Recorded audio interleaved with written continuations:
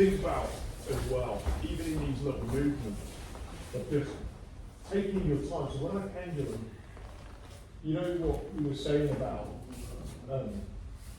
this. So my heels, when I'm bridging on this side position, it's like my heels don't really matter. What matters is I'm pushing my hip extending. You feel that, Max? Yeah, the fingers are clicking on. Yeah. So can you see? Everyone see the shape of my feet? See my feet are? Like I'm not actually. My soles of my feet are not on the ground. So I'm here, right? And now I'm just going to use that pressure to bring my knees under. And then it's kind of almost the same. You can play with this. So some of you will want to put your feet on the ground. So it's like a sit out. So it's like my technical stand up. Yeah. I'm trying to get connection up into his armpit, right? So when I do this initial bridge, sometimes on the turn here, this feels kind of hard. But what I want you to think about doing is, we talked a little bit about this yesterday. As I'm here, instead of me trying to bridge him necessarily, one of the things that you can play with is I get to this position and I just take my head and my heels together. Do you ever see that? So rather than me having to like power him, I connect my head and heels together. I'm just doing this. And so as I come up, I would roll onto my front of my thighs. So it's kind of like a halfway house, but it's this idea. It's this idea. So you're kind of switching between the positions. So as I initially go pendulum, I use this to throw this in. And then I do it again. And you can play with your feet on the ground. You might use your feet to get you initially going.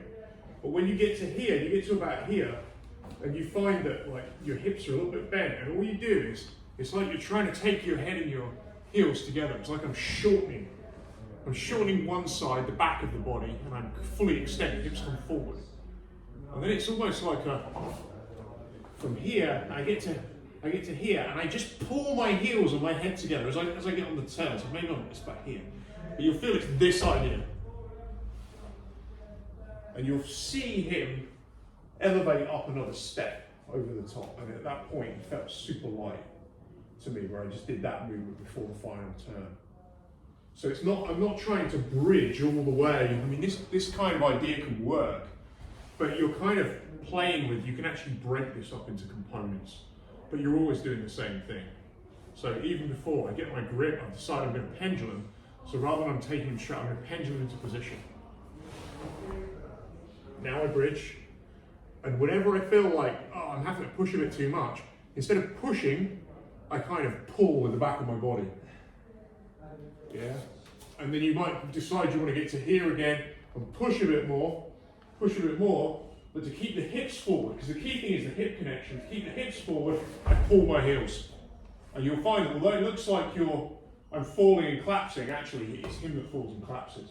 So the key thing with this really is you're constantly trying to keep your hips forward and connected to him. That's the most basic thing of all of it. And then we can get into things about Hickson talks about, trying to really connect to the armpits and in order to drive their head. But have a play with that. Have a play with just keeping your